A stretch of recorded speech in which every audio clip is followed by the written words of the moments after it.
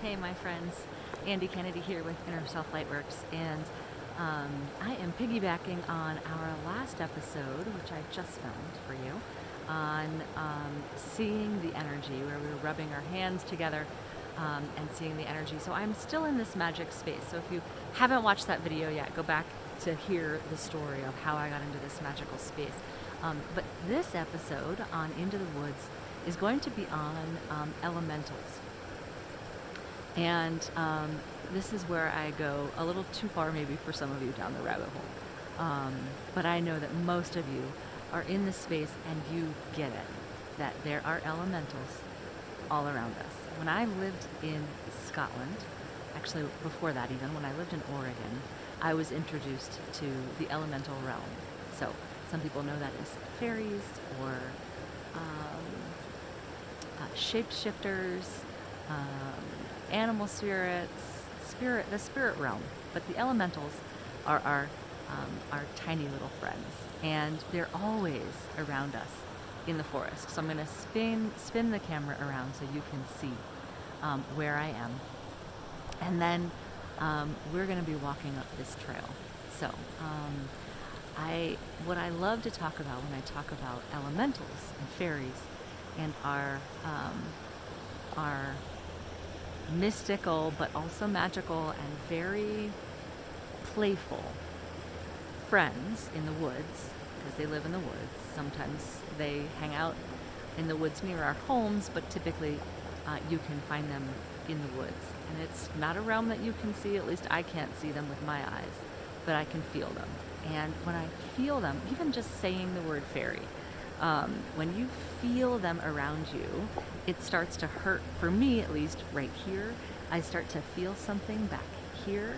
It's almost like it connects to my pineal gland, and I just have this presence on my face, this smile on my face that I cannot let go of.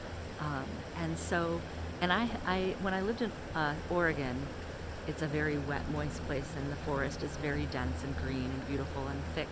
And it's easier in places like that to find the elementals, to find fairies and gnomes and elves and all that kind of energy, right? And when I lived in Scotland, it was a little bit less dense. Scotland just has doesn't have the forest that the Pacific Northwest has. And now Colorado is somewhere in between those two places. And really, just with anything in the fourth and fifth dimension, if you close your eyes and say the magic word, which is, show me the fifth dimension, show me the fairies, please, love, light, I'm here in peace, whatever, then you'll start to feel that energy.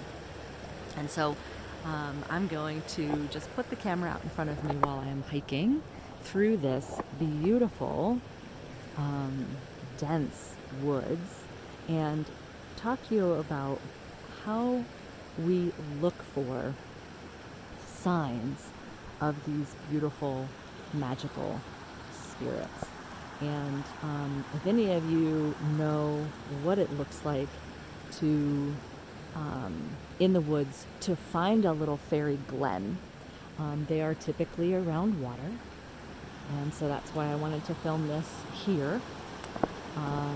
They are typically around pooling water, and there are usually collections of, like maybe it looks like a chipmunk collected this stuff, or birds collected this stuff, and it could be, right?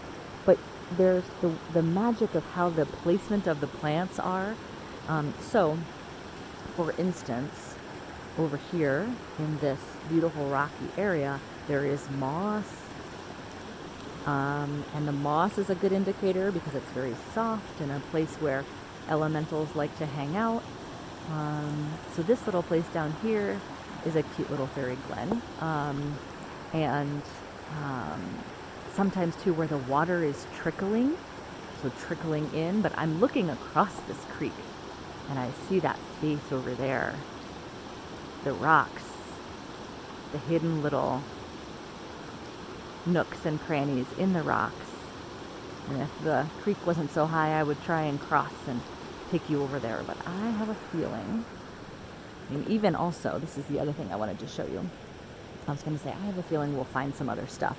And sure enough, this little space definitely has fairy energy in it. And a lot of the time, too, I'll stick my hand even in there and feel. And indeed, what I can feel in there is movement, is air moving and energy moving. And then I start to think, okay, where are they? Right? I start to get curious like a child. And I've definitely been doing this since I was a young child. I didn't know this was a thing until someone described it to me, that I was looking for the elementals, but we had a backyard when I was a child. I'm going to get down here and show you this beautiful moss as well. So petting the moss brings me into that space. Ooh, there's a little spider. Getting curious and seeing connecting with all of the facets of the forest bring you into deeper connection with the elementals.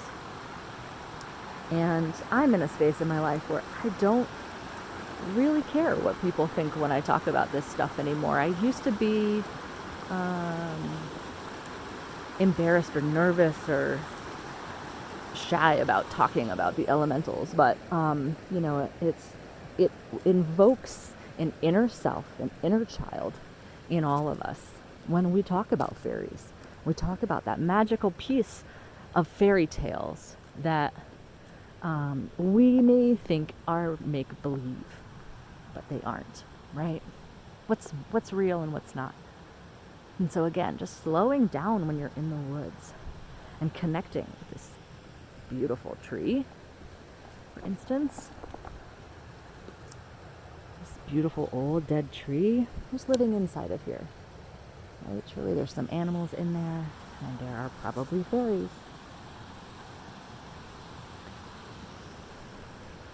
A lot of the time too, I use the energy of what is in between, the space in between. It's like when you're in your mind meditating and you're in the gap in between thoughts. That's how I feel when I'm in the forest and looking for fairy glens and energies and elementals. And there's that laughter again. So I know I'm nearby. Ooh, wow, look at that little seat in the rock. Right, so getting playful again, getting childish, right? As adults, we don't spend enough time in that space. Playfulness and imagination and excitement. And yeah, that little, I really want to put my rear end in that seat. How perfect is that? Awesome little seat. So, again, looking up the river and down the river, or creek I should say. This is a creek. But this space here, wow, this space has lots of fairy energy in it. And again, when I was talking about feeling and hearing the laughter, it tickles the back of my neck and my ears, and that's how I know that I'm surrounded by fairies.